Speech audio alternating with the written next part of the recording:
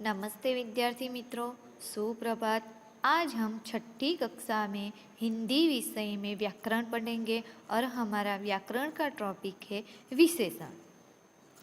विशेषण की परिभाषा, भेद और उदाहरण। विशेषण क्या होता है? जो शब्द संज्ञा और सर्वनाम की विशेषता बताते हैं उसे विशेषण कहते हैं।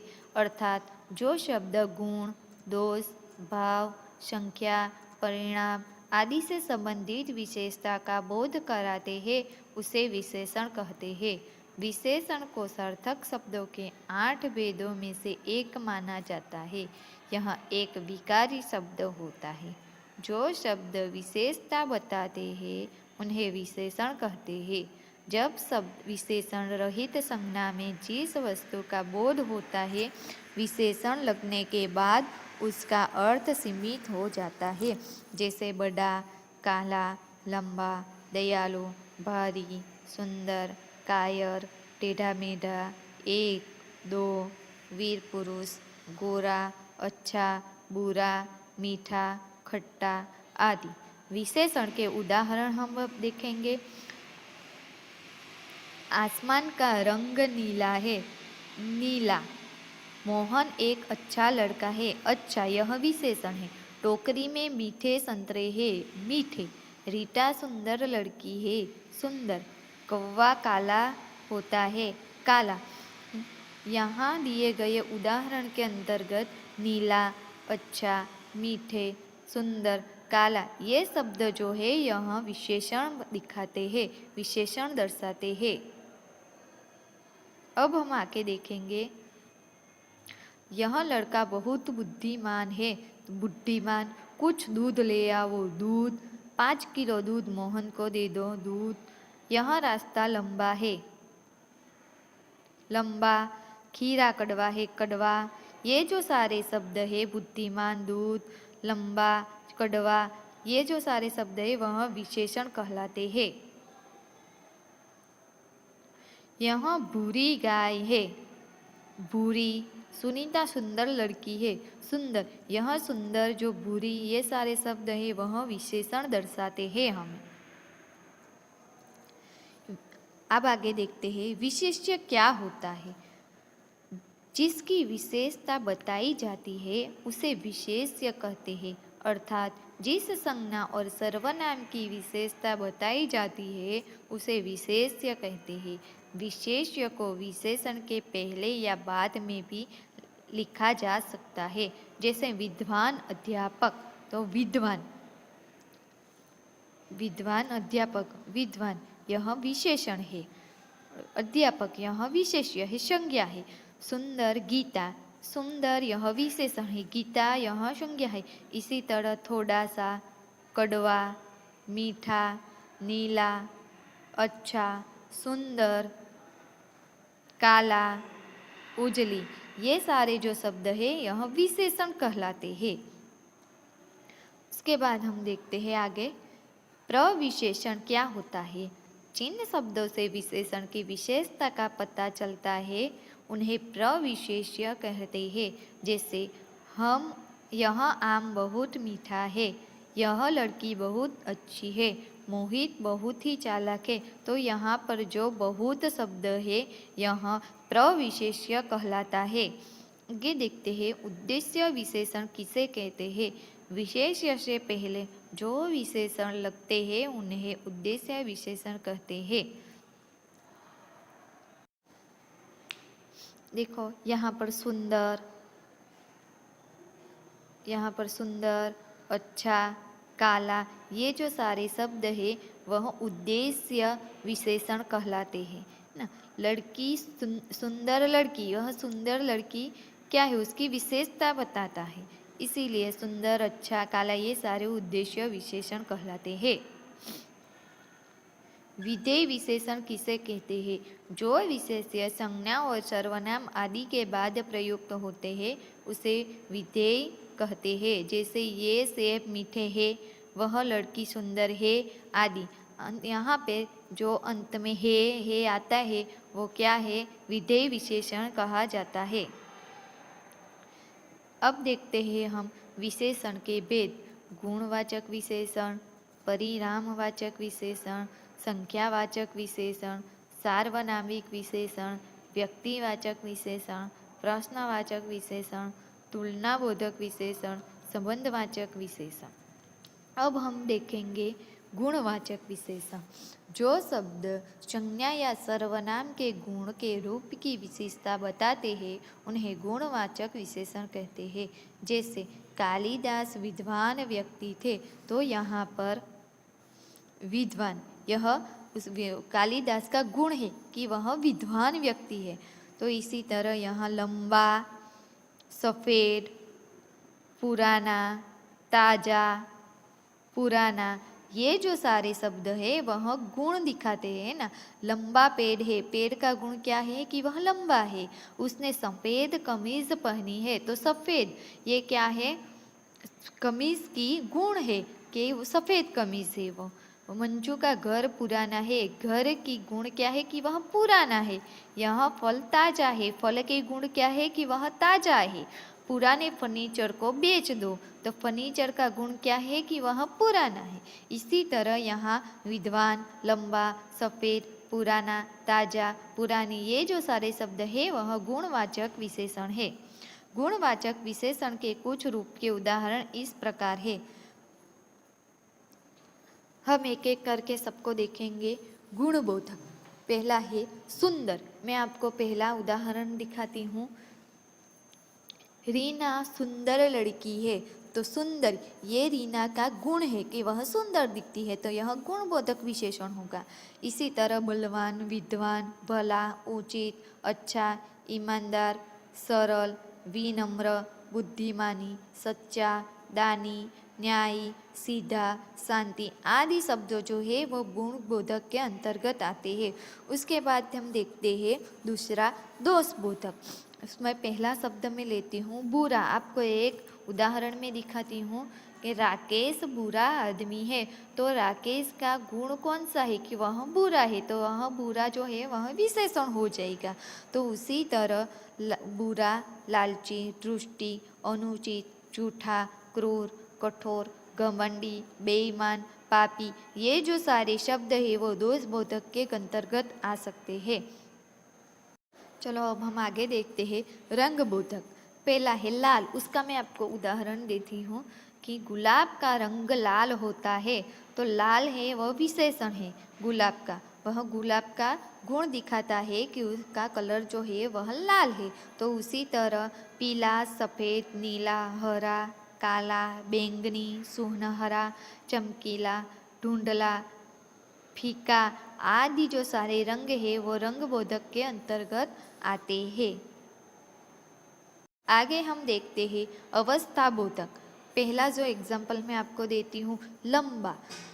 मनोज लंबा लड़का है। लंबा ये क्या है, उसकी विशेषता है मनोज की। तो उसी तरह पतला, अवस्था, दुबला, मोटा, भारी, पिघला, गाढ़ा, गीला, सूखा, घना, गरीब, उद्यमी, पालतू, रोगी, स्वस्थ, कमजोर, हल्का, बूढ़ा, अमीर आदि जो सारे शब्द है वह अवस्था बोधक के अंतर्गत आते हैं।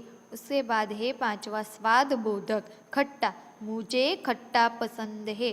खट्टा ये जो वाक्य में विशेषण कहलाता है। उसी प्रकार वाक्य में जो भी शब्द आते हैं, खट्टा, मीठा, नमकीन, कड़वा, तीखा, सुगंधित आदि जो शब्द है वह स्वाद का बोध कराते हैं। उसके बाद है आकार बोधक। गोल, मैं आपको उदाहरण एक देती हूँ कि मेरे पास गोल डिब्बा है, तो जो वाक्य में गोल है वह विशेषण कहलाता है। उसी तरह वाक्य में चकोर, सुडोल, समान, पीला, सुंदर, नुकीला, लंबा, चौड़ा, सीधा, तिरछा, बड़ा, छोटा, चपटा, ऊंचा, मोटा, पतला, पोला आदि जो शब्द वाक्य में आते हैं वहाँ आकार का बोध कराते हैं हमें। उसके बाद स्थान बोधक आता है। स्थान बोधक में मैं एक उदाहरण आपको देती हूँ कि चौरस का।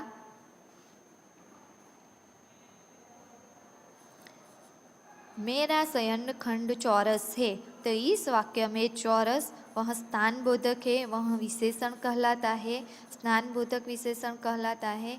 उसी तरह वाक्य में उजाट, चौरस, भीतरी, बाहरी, ऊपरी, सतही, पूर्वी, पछिया, दाया, बाया, स्थानीय, देशीय, क्षेत्रीय, असमी, पंजाबी, अमेरिकी, भारतीय, विदेशी, ग्रामीण, जापानी आदि जो नाम आते हैं वह स्थान बोधक के अंतर्गत आते हैं।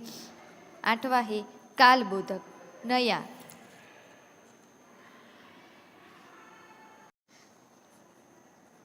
नया, मेरे पास नया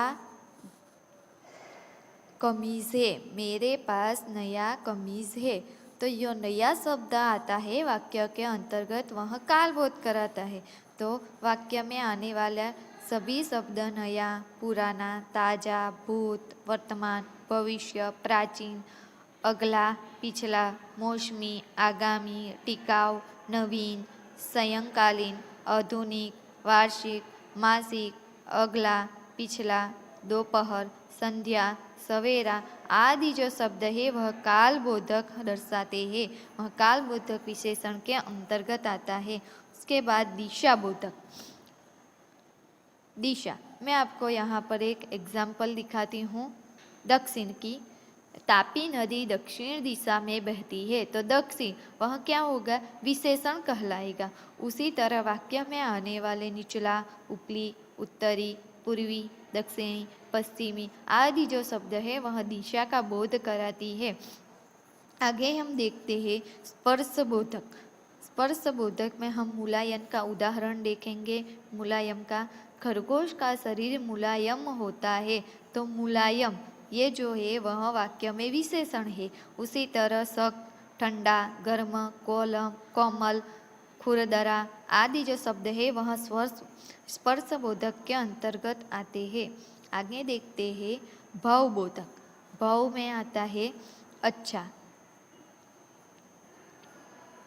रेखा अच्छी लड़की है, अच्छी, रेखा अच्छी लड़की है, तो अच्छी यह क्या होगा, विशेषण होगा। तो उसी तरह वाक्य में अच्छा, बुरा, कायर, वीर, डरपोक आदि जो शब्द आते हैं यह भाव बोध कराते हैं।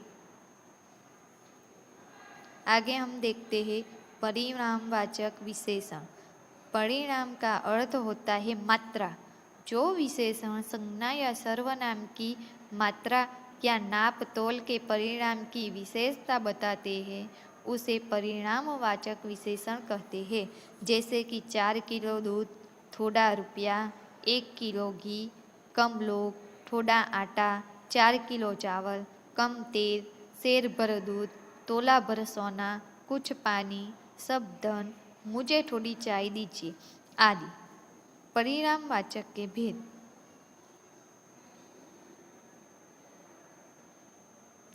पहला है निश्चित परिणामवाचक विशेषण, दूसरा है अनिश्चित परिणामवाचक विशेषण। पहला हम देखेंगे निश्चित परिणामवाचक विशेषण। जहाँ पर वस्तु की नाप तोल का निश्चित ज्ञान होता है उसे निश्चित परिणामवाचक विशेषण कहते हैं। जैसे कि 5 लीटर घी, 10 किलो आलू, 1.25 किलोमीटर कपड़ा, 10 हाथ की जगह, 4 गज मलमल, 4 किलो चावल, 1 लीटर पानी, 10 किलोमीटर, 10 किलो गेहूँ, 1 एकड़ ज़मीन। यहाँ जो है वह 5 लीटर, 10 किलो, 2.25 मीटर, 10 हाथ, 4 गज, 4 किलो, 1 लीटर, 10 किलोमीटर, 10 किलो, 1 एकड़, ये जो सारे शब्द है वह निश्चित परिमाणवाचक विशेषण कहा जाता है। अनिश्चित परिणामवाचक विशेषण, जहाँ पर वस्तु की नाप तोल का निश्चित ज्ञान न हो उसे अनिश्चित परिणामवाचक विशेषण कहते हैं। जैसा थोड़ा पानी, तो यहाँ पर देखेंगे हम थोड़ा, कुछ आटा में कुछ, मेले में बहुत आदमी है बहुत, बहुत दूध, यहाँ भी बहुत, थोड़ा धन, थोड़ा, कुछ आम, कुछ, थोड़ा नमकीन, थोड़ा, बहुत चिड़िया, बहुत, कुछ दाल, कुछ, ढेर सारा पैसा, तो ढेर सारा, वहाँ कोई था, वहाँ बहुत मीठा, बहुत, बहुत की, बहुत, थोड़ी, ये जो सारे शब्द है वह अनिश्चित परिणाम विशेषण कहलाते हैं। अब हम आगे देखेंगे दूसरा संख्यावाचक विशेषण। संख्या की विशेषता का बोध कराने वाले शब्दों को संख्यावाचक विशेषण कहते हैं। अर्थात जिन संज्ञा और सर्वनाम शब्दों से प्राणी, व्यक्ति, वस्तु की संज्ञा की विशेषता का पता चले उसे संख्यावाचक विशेषण कहते हैं। जैसे एक, दो, द्वितीय, दुगुना, चौगुना, पाँचों, 10, अनेक, कई, चार, कुछ, 7, 5, 3, 20, तीसरा, तृतीया आदि। हम यहाँ पे कुछ उदाहरण देखेंगे। उदाहरण, मंदिर में 2 पुजारी है तो 2। अभिषेक रोड में प्रथम आया, प्रथम। इस घर में 17 लोग रहते हैं, 17। मुझे एक पुस्तक दे दो, 1। मंजू की 4 मित्र है, 4। ये जो सारे शब्द है वह संख्यावाचक विशेषण दर्शाते हैं। संख्यावाचक विशेषण के भेद, पहला है निश्चित संख्यावाचक विशेषण और दूसरा है अनिश्चित संख्यावाचक विशेषण, तीसरा विभाग बोधक संख्यावाचक विशेषण। पहला हम देखेंगे निश्चित संख्यावाचक विशेषण। जिन संज्ञा सर्वनाम शब्दों से किसी प्राणी, व्यक्ति, वस्तु आदि की संज्ञा का निश्चित ज्ञान हो उसे निश्चित संख्यावाचक विशेषण कहते हैं। जैसे कि 4 कलम, 2 लोग, पहला लड़का, 30 साल, 10 किताब, 4 मित्र, 10वां भाग, 3 कलम, 4 किताब, 5 केले, 4 वृक्ष, 3 कलम, 1, 2, 3, 8 गाय, 1 दर्जन पेंसिल, 5 बालक, 10 आम आदि। ये सारे निश्चित संख्यावाचक विशेषण के अंतर्गत आते हैं। हम जो उदाहरण देखते हैं, पहला है 2 पुस्तक मेरे लिए लाना। तो इसमें 2, मेरी कक्षा में 40 छात्र है, 40, डाली पर 2 चिड़िया बैठी है, 2। तो यहाँ पर जो 2, 40, 2 ये जो सारे शब्द है वह निश्चित, यहाँ पर जो 2, 40 ये जो सारे शब्द है वह निश्चित संख्यावाचक विशेषण का बोध कराते हैं हमें। आगे हम देखते हैं निश्चित संख्यावाचक विशेषण के प्रकार। पूर्ण संख्याबोधक निश्चित संख्यावाचक विशेषण, अपूर्ण संख्याबोधक निश्चित संख्यावाचक विशेषण, कर्मवाचक निश्चित संख्यावाचक विशेषण, आवृत्तिवाचक निश्चित संख्यावाचक विशेषण, समुदायवाचक निश्चित संख्यावाचक विशेषण, प्रत्येक बोधक निश्चित संख्यावाचक विशेषण, समुच्चयवाचक निश्चित संख्यावाचक विशेषण। पूर्ण संख्याबोधक निश्चित संख्यावाचक विशेषण, जिन शब्दों से संख्या की पूर्ण विशेषता का पता चले उसे पूर्ण संख्याबोधक निश्चित संख्यावाचक विशेषण कहते हैं। इन्हें गणनावाचक निश्चित संख्यावाचक विशेषण भी कहते हैं। जैसे 1, 2, 3, 10 लड़के, 1 पाव चावल, 1, 2, 3 आदि। यहाँ हम कुछ उदाहरण देखते हैं।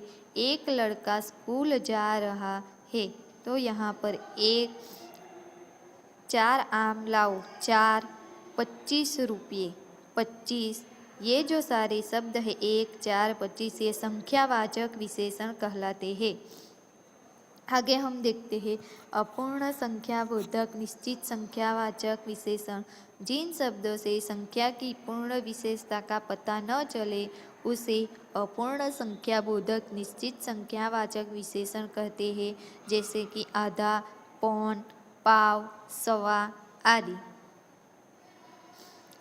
क्रमवाचक निश्चित संख्यावाचक विशेषण, जिन शब्दों से संख्या के क्रम में आने का पता चले उसे क्रमवाचक निश्चित संख्यावाचक विशेषण कहते हैं। जैसे पहला, दूसरा, तीसरा, 7वां, 8वां, चतुर्थ आदि। व्यक्तिवाचक विशेषण, उदाहरण, पहले लड़के यहाँ आओ।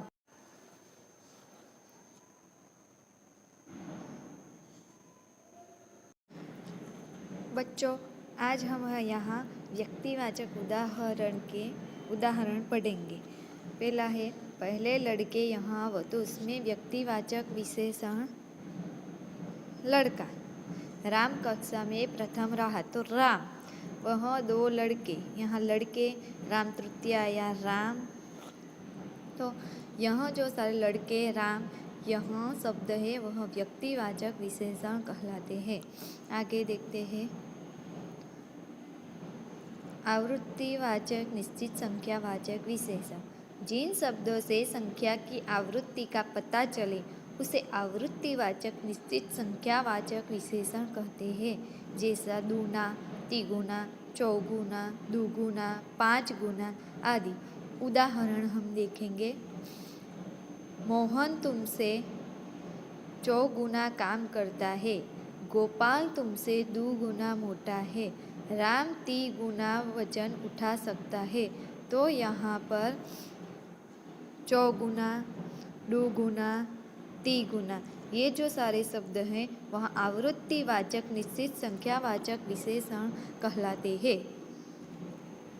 आगे देखते हैं समुदायवाचक निश्चित संख्यावाचक विशेषण। जिन शब्दों से संख्याओं में समूह या समुदाय का पता चले उसे समुदायवाचक निश्चित संख्यावाचक विशेषण कहते हैं। जैसे दर्जन, चालीसा, 32, 3 लोग, 4 घर, 5 भाई, दोनों, तीनों, चारों आदि। यहाँ मैं आपको एक उदाहरण देती हूँ। 5 भाई घूमने गए, तो जहाँ पर 5 भाई है वाक्य में वो समुदायवाचक निश्चित संख्यावाचक विशेषण कहलाता है। इसी तरह आगे देखते हैं प्रत्येक बोधक निश्चित संख्यावाचक विशेषण। जिन शब्दों के प्रयोग से संख्या के हर एक का पता चले उसे प्रत्येक बोधक निश्चित संख्यावाचक विशेषण कहते हैं। जैसे मैं आपको एक उदाहरण देती हूँ। प्रत्येक विद्यार्थी शांति से खाना खाने बैठे। प्रत्येक विद्यार्थी शांति से खाना खाने बैठे। तो प्रत्येक, ये जो शब्द वाक्य में आता है वे प्रत्येक बोध निश्चित कराता है। आगे हम देखते हैं जिन शब्दों के प्रयोग से संख्या के हर एक का पता चले उसे प्रत्येक बोध निश्चित संख्यावाचक विशेषण कहते हैं। 7वां है समुच्चयवाचक निश्चित संख्यावाचक विशेषण। जिन शब्दों के प्रयोग से समुच्चय संख्या का पता चले उसे समुच्चयवाचक निश्चित संख्यावाचक विशेषण कहते हैं। जैसे दर्जन, जोड़ी, शतसई, शताब्दी आदि। मैं आपको एक एग्जाम्पल देती हूँ। मेरे पास 5 जोड़ी साड़ी हैं, तो 5 जोड़ी, ये जो है वह निश्चित संख्यावाचक विशेषण कहलाता है। हम आगे देखते हैं अनिश्चित संख्यावाचक विशेषण। जिन शब्दों से संज्ञा और सर्वनाम की निश्चित संख्या का बोध न हो उसे अनिश्चित संख्यावाचक विशेषण कहते हैं। जैसे सब, कुछ, कई, थोड़ा, सैकड़ों, अनेक, चंद, अनगिनत, हजारों आदि। यहाँ कुछ उदाहरण दिए गए हैं। कुछ बच्चे पार्क में खेल रहे हैं। कुछ, थोड़ा सा खाना ले आओ। थोड़ा सा, कुछ फल खाने से मेरी भूख मिट गई। कुछ, तो यहाँ जो ये कुछ, थोड़ा, ये जो सारे शब्द है वह अनिश्चित संख्यावाचक विशेषण कहलाते हैं। विभाग बोधक संख्यावाचक विशेषण। जिन शब्दों से संख्या में विभाग का होना पाया जाए उसे विभाग बोधक संख्यावाचक विशेषण कहते हैं। जैसे 4 लोग, 10 हाथी, प्रत्येक नागरिक आदि। मैं यहाँ पर आपको एक उदाहरण दिखाती हूँ। इस विभाग में 4 लोग खाना खाने बैठे। ये जो वाक्य में 4 लोग आया ये विभाग बोधक संख्यावाचक विशेषण कहलाता है।